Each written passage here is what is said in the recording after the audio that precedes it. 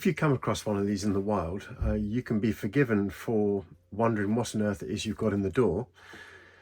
This particular lock is black. It has the hard plate above the keyway, and it has two dimples either side of the keyway, very reminiscent to what you would find on a ERA Fortress, for example. When you look at this lock itself, colour aside, if you put a leg next door and you look at the top of the lock case here, you can see that they're practically identical. From the latch mechanism, it says reversible bolt, almost in the same. It's just this is obviously silver. Even the little holes that we get here next door to the spindle, and obviously the differences, major differences, are down below here with the hard plates. And also when you look at the curtain itself on the leg, you always get this sort of chamfered 5.5 gauge curtain, whereas on this particular lock you get a 5.5 gauge curtain that looks very reminiscent to the Fortress. And in fact, this is the leg copy, for want of a better description, of the ERA Fortress. So this is the leg cheap version of the Fortress, and I have one here that was given to me when they first arrived, and the hard plate's been taken off this, as you can see. But once you take that cap off and have a look, you can see a very familiar looking set of levers inside here, very familiar looking V-notch anti-pick as well. And all of this mechanism at the top here is very reminiscent of a leg. But then you look at the curtain itself, the barrel and curtain, you can see that's very reminiscent of an ERA Fortress. So so when you come across one of these in a door in the wild and you see two dimples on a black lock case and what looks like an ERA Fortress barrel and curtain, then you're dealing with the leg version, the cheap leg version of the Fortress.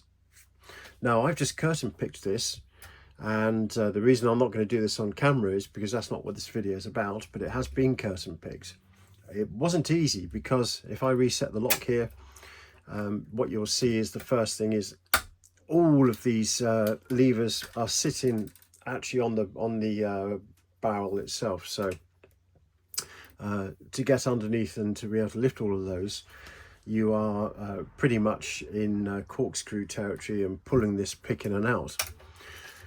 So what else can you do when you come across one of these in the field? Well, here we have the GJ decoder yet again. And I was wondering whether we could use this to take the reading off the hills on this in the same way as you can for the Fortress. And the good news is it works. If we pop that into the keyway there and hold it nice and square, and if I rotate that round underneath that first lever there closest to the cap, what you will see, let me just get that to index in there properly, there we go. What you will see is that's now indicating a 2 on my scale, and then if I push it in and go around, I've then got a 3, and if I push it in,